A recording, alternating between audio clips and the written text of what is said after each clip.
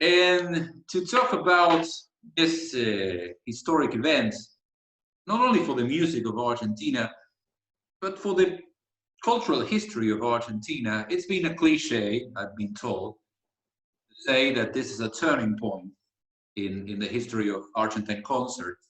But it is. It is the truth.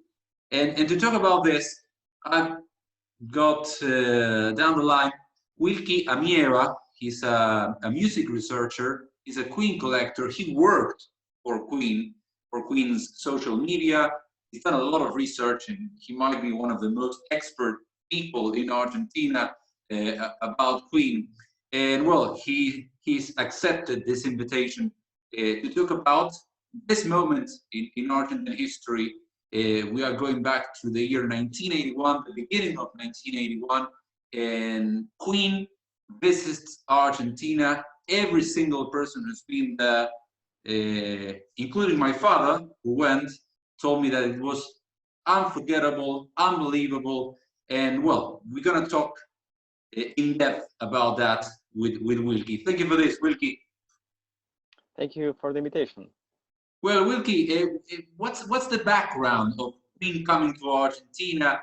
At that time, if I'm not wrong, very few bands from the Northern Hemisphere, like big names in English-speaking music, would come down this far south. It's not like now that Buenos Aires and Chile are unavoidable stops for any band touring the world. But in 1981, that was very rare. How come Queen came to Argentina? What's the background of that?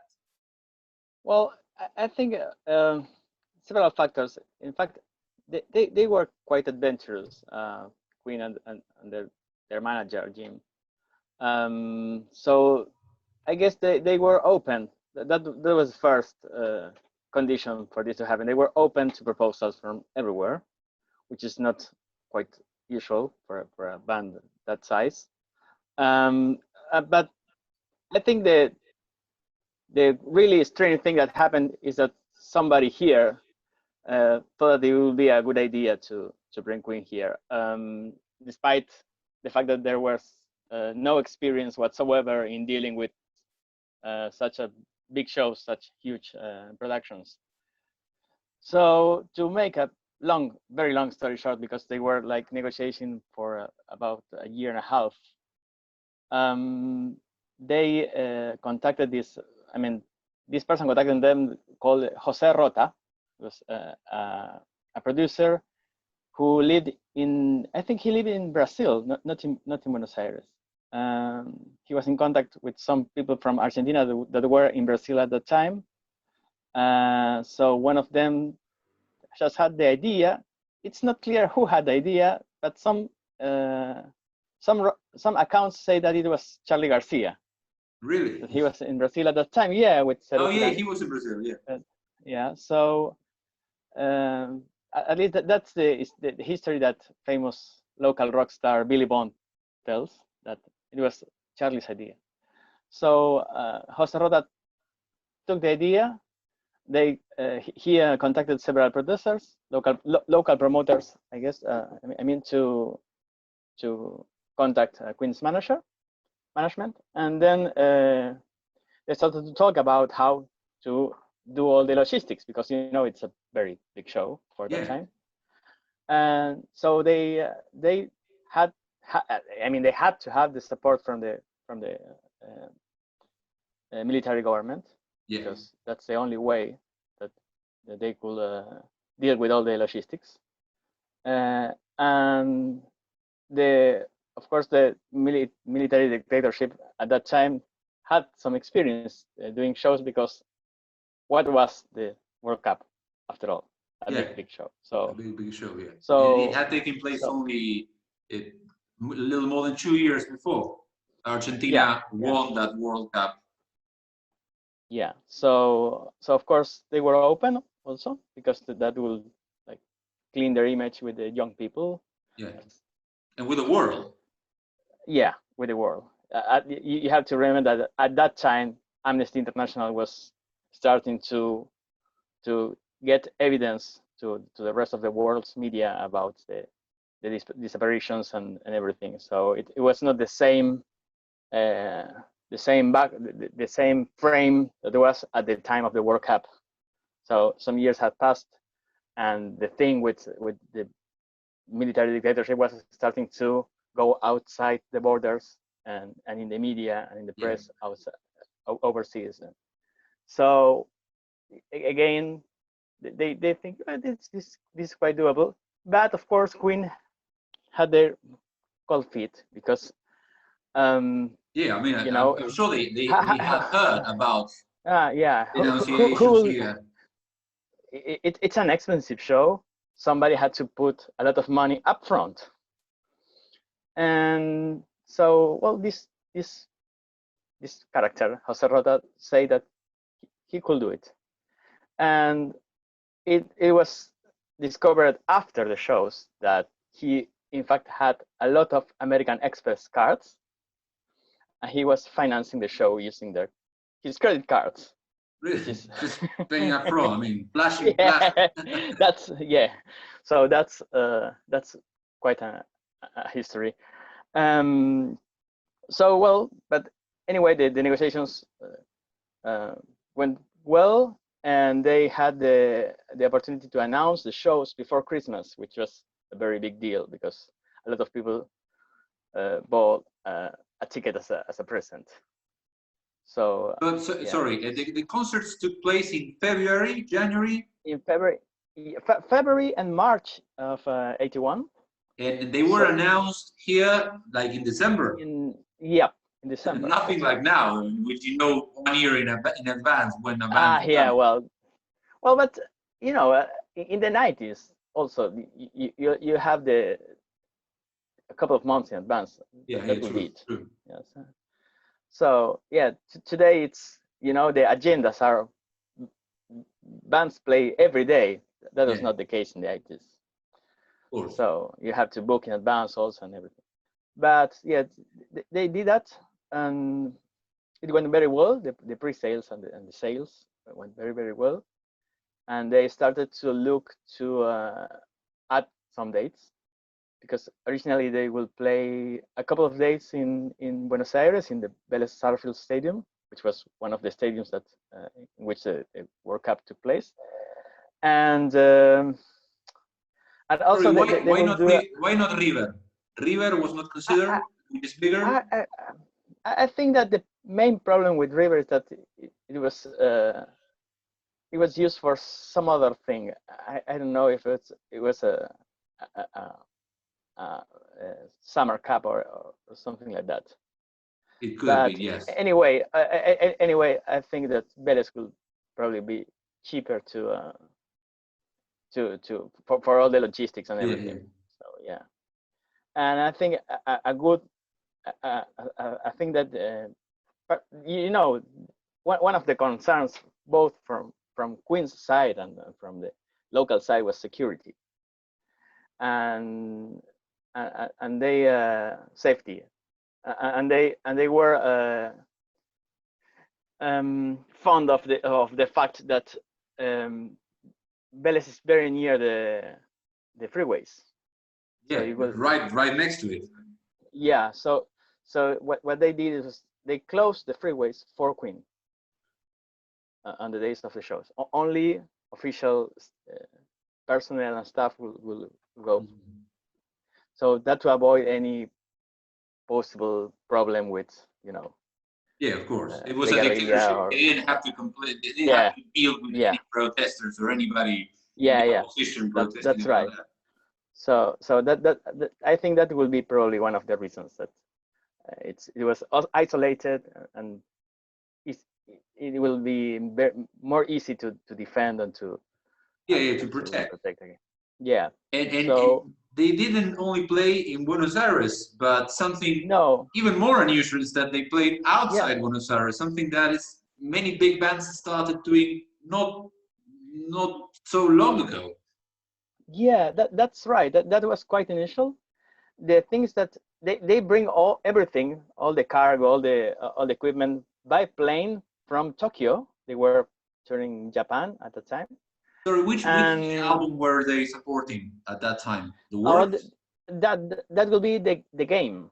At the game. That was, yeah, a couple of days ago. It was 40 years since it was released. And by the time they got here, I think that Flash Gordon has been also released, but it's a soundtrack, so yeah. I But Queen was all over.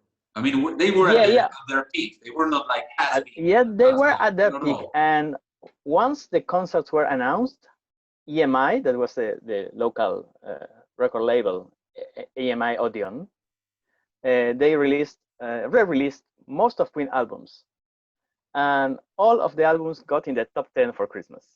So you'll have the top 10 of album sales. It was all Queen. All of them, top 10. The first 10 spots, it was all Queen. Yeah, it was a Queen mania, really. To a lesser degree, and that's something that happened all over the world. I remember because I was a teenager when Freddie Mercury died. The same happened with their albums. I remember the Greatest Hits #2 was around the time, and it was a top seller. Yes, of course. So anyway, they did play. They announced two dates in Buenos Aires, in Vélez, and one in Cordoba. And their idea was to do Buenos Aires, then Cordoba, then Rosario, then go to Porto Alegre in Brazil and play there, and then go to Rio. They wanted they will be flying a charter plane, but all the equipment by land. Yes.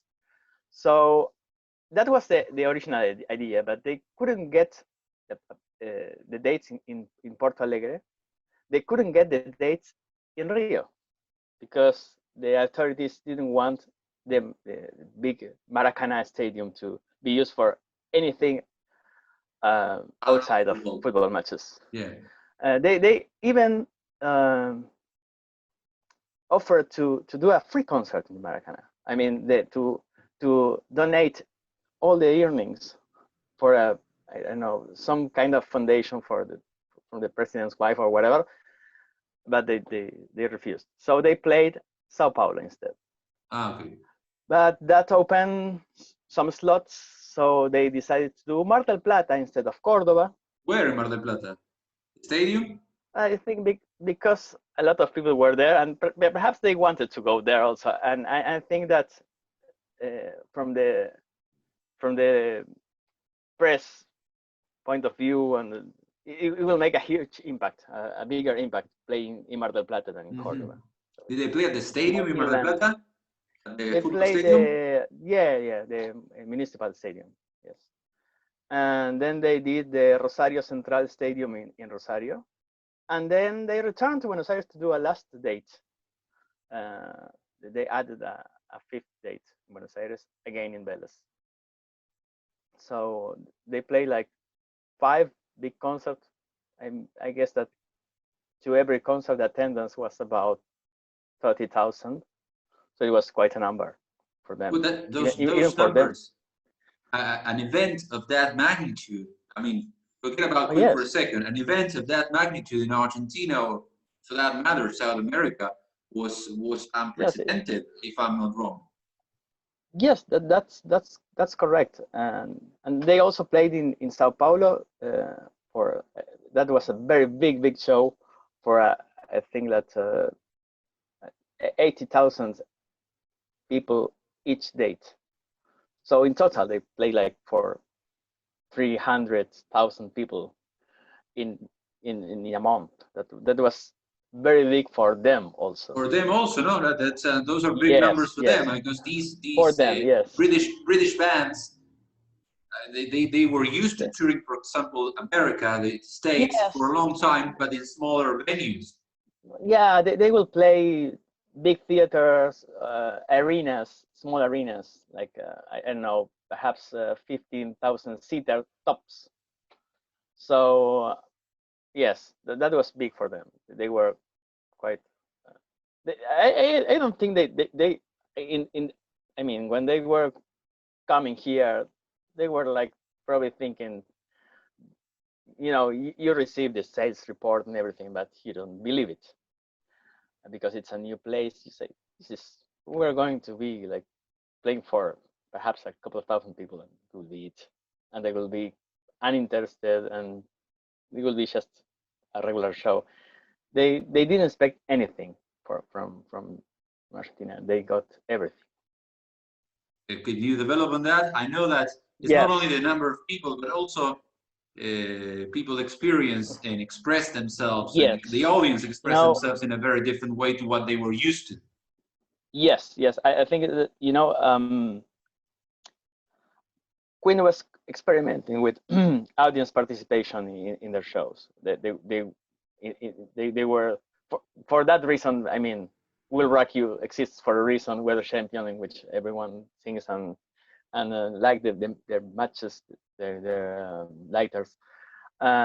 So yes, in some countries in Europe they will get that response. In Japan they will get that response, but not in that, not from that quantity of people.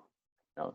So for them, and you know, there's also the language barrier. So they imagine that probably people will know the lyrics to the songs, and they wouldn't sing. So when the show started and people started singing every word from every song, not just the chorus, the whole lyrics, the whole song, the whole concert. Yeah, the whole concert. So they were. It's even now they remember that. They were speechless. You can see Freddie, or you can hear Freddie in the performances, like taking back from the audience. Yeah. You can see that. And this is Freddie Mercury. This is a man that was born to perform, and he will get that. Not an easy man to surprise. That's what you're telling me. Yes. And so I know that you have contact. I mean, you've spoken to members of Queen, to Roger and to Brian, and they told you that they carry this experience in their lives. Correct me if I'm wrong. I mean, you're the expert.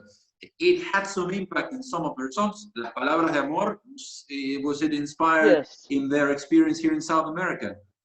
Yes, and yes, that song was partly inspired by what happened here, and also many of Roger's solo songs were in part talking about what he has seen here. He was quite critical of the dictatorship at the moment, even when they were invited to the big man in Argentina at that time. That was Viola. The dictator, Viola. He will be president a couple of days after Queen left the country. Videla was still president when they came. Yes, Videla was still the designated president. So he, the entourage of Viola invited Queen and their manager to have a tea with him at his big house, and he refused. Roger said, "No, I'm not sitting with him. I'm not going." He was the only of the four who didn't go.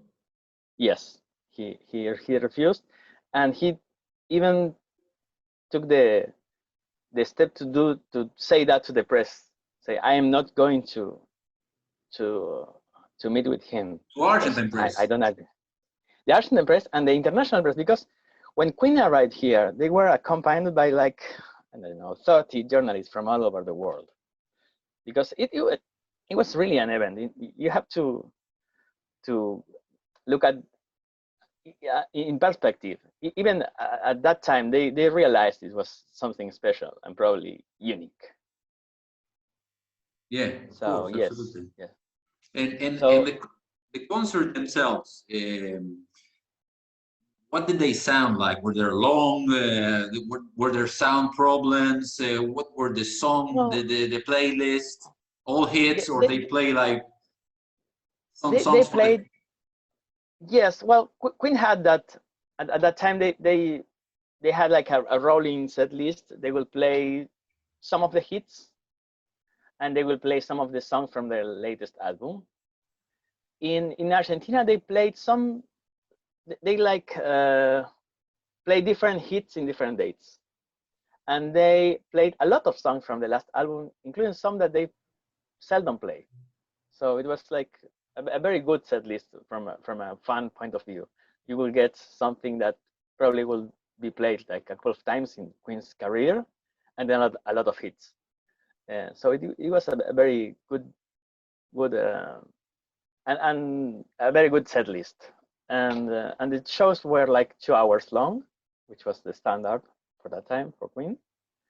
They did broadcast all of the shows in radio, and On radio, they not on broadcast, TV. yes, and they broadcasted one show, the second show in Vélez, in Canal 9. Is that available 9. somewhere? I mean, the full show?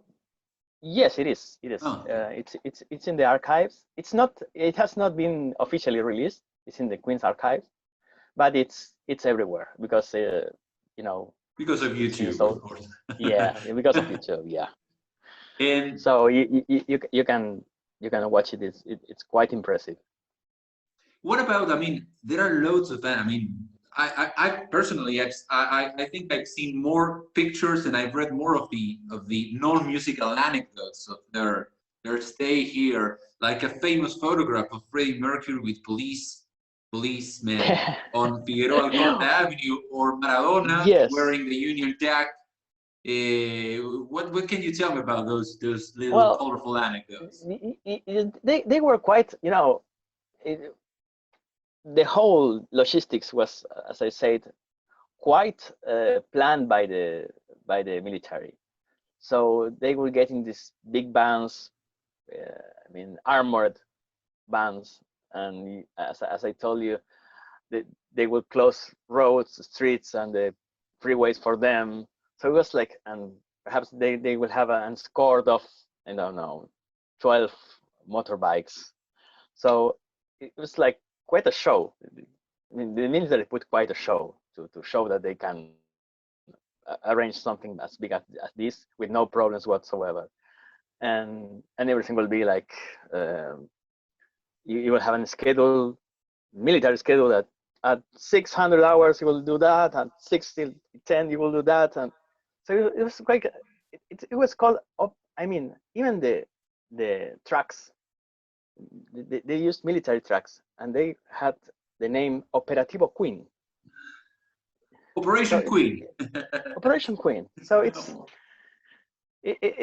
was quite. So they were delighted. I think particularly Freddie was like, this is like, probably I could run the country tomorrow if they let me. That this is awesome. I can ask for whatever I want, and they will bring 10 Wilkie, different. And something I'm thinking right away. I mean, from the top of my mind, a year later, 1 year from this, later, Argentina is going to be at war with the UK, and English language songs are going to be banned on the airwaves. It's amazing. Yes. Just 1 year after this. Yes, that, and to make things even more strange, at the time the war was announced, was started, the latest Queen single was Under Pressure, the latest Queen single released here. So it got banned from the radios, latest Queen single, and it got to #1 in sales.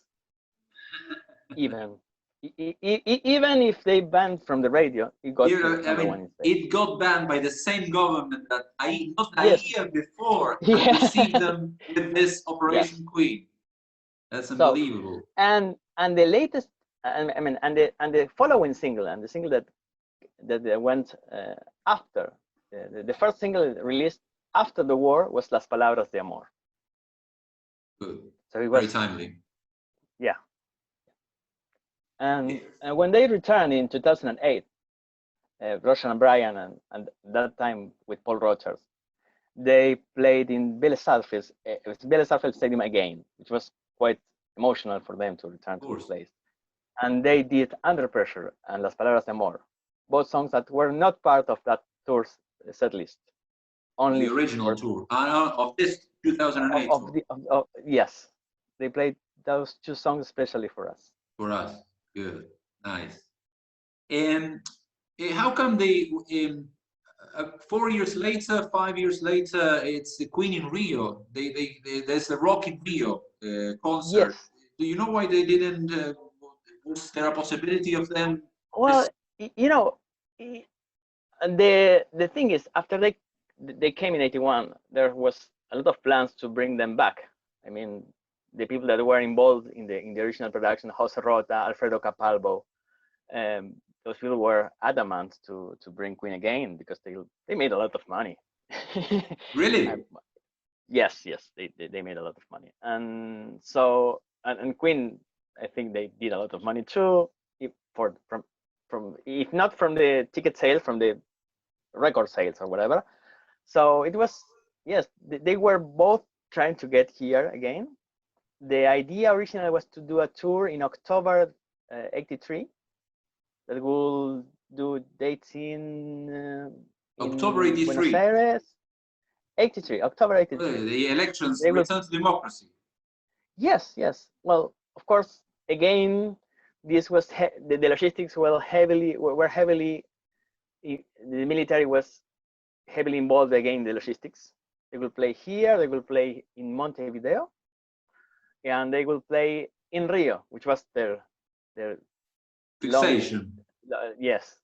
So that was the idea, but then again, as you know, there was all the transition again into democracy. So of course the military wouldn't do anything of the logistics, and the new government had a potential economical crisis knocking on the door, so it wouldn't be feasible to do not only a concert but a whole tour.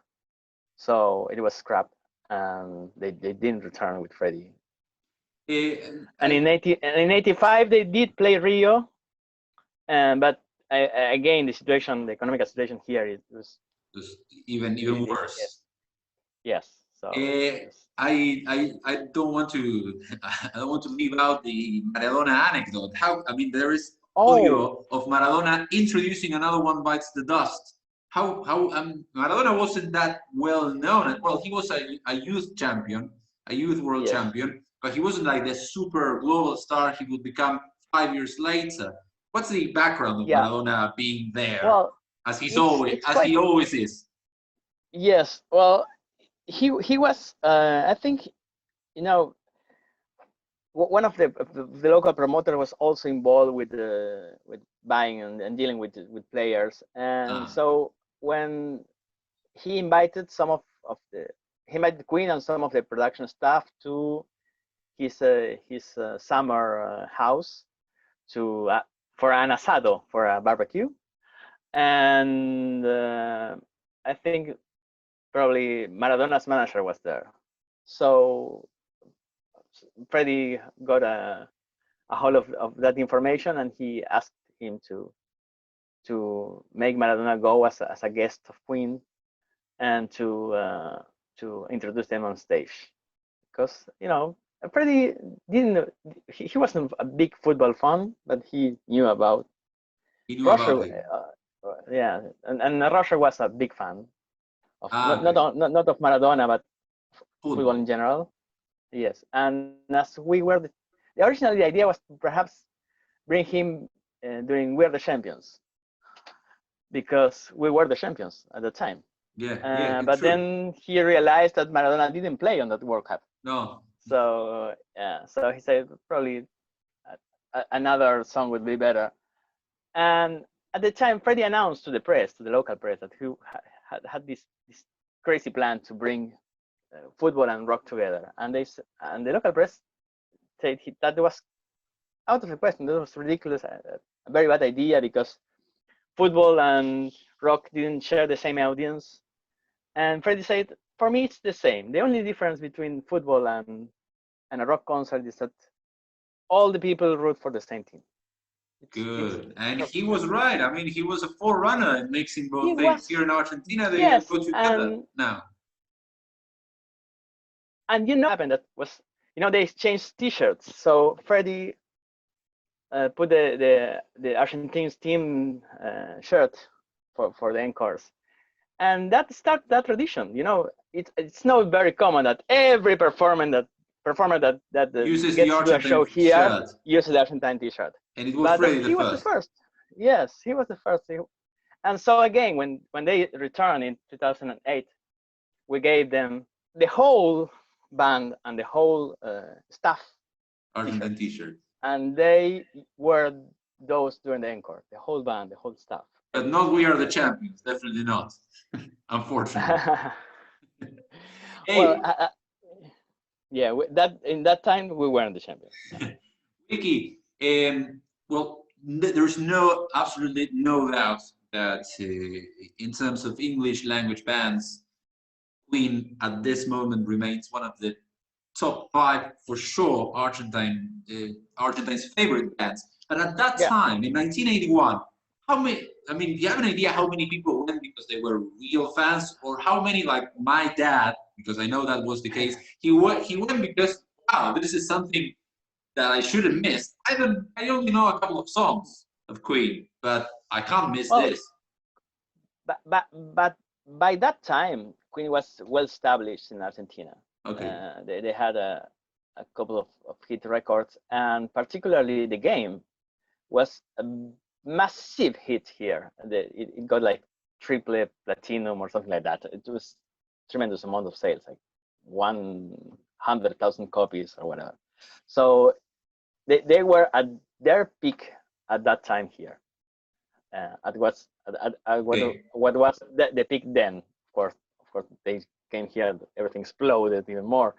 But yes, I think that probably half of the people there in the 5 concerts were genuine fans, people that were following the Queen's career from quite some time. But probably half of the people were just to see a big band, to see what this big concert is all about, what this big production is all about, what's big sound, huge lights and everything. So perhaps it was half and half. I don't know. Mm-hmm. And you told me when we were preparing this conversation, you told me that, I mean, football stadiums used as venues for concerts became the norm in the 1980s, starting maybe from this concert in Argentina. Yes, but probably, you know, it's one of the precursors. Probably this show. I know some bands perhaps had some small tours in big places, like probably Pink Floyd with the Animals tour in '77. They did some concerts in big stadiums in the States. But a band in their peak doing a series of concerts in big stadiums in several countries, that's the definition of a continental tour, a world tour. I think probably Queen were the first, and it was here.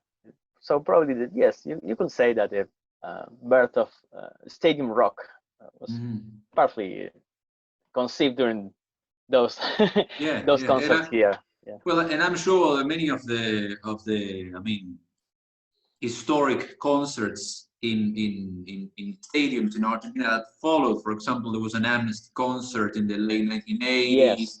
In others, they look back at those concerts back in Vélez to look for a model to follow. Yes. I mean, what's the influence it had on the local scene? That's my question. You know, most of the local promotion companies, pre-production companies, started with people that work at that concert.